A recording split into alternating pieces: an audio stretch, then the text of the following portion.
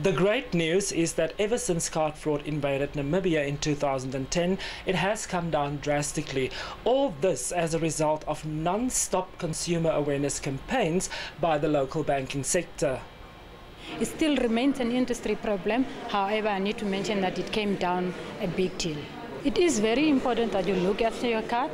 You look after your PIN. I need to emphasize the personal identification number, because without the PIN number, there's nothing that they can do. They can clone your card, they can have the information. However, without the PIN number, nothing they can do. You should not compromise your PIN number to anyone, not even your family or a bank official or whoever. You need to keep it very safe. Really, don't memorize it. Don't write it onto a piece of paper and keep it with a card. You need to memorize it.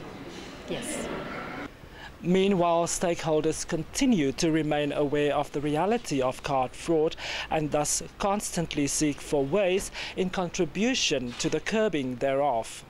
So what we're currently doing in sub-Saharan Africa, we try to close the barn doors first before we do the smaller holes to get credit card fraud intact for criminals.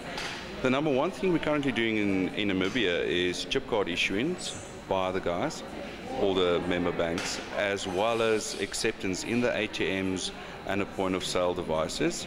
And we're making good inroads. There's also a current mandate in Namibia for August 2015 to have all banks EMV compliant, Euro, Pay, Master and Visa.